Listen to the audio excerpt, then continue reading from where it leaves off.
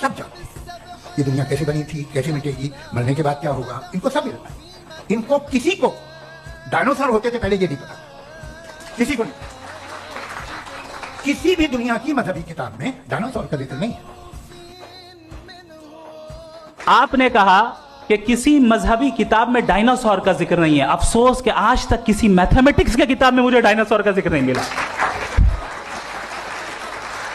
तो इसका मतलब मैथमेटिक्स की किताब बेकार है? नहीं, उसका वो टॉपिक नहीं है। रेवलेशन का और मजहबी किताबों का टॉपिक ये नहीं है कि आपको आके बताए साइकिल कैसे बनाते हैं, या आकर ये बताएं कि जो है डायनासोर कब था। वो तो मोरालिटी सिखाने आया है, गॉड के बारे में बताने आया, नॉन फिजिकल रियलिटी की हकीकत को सिखाने के लिए आया।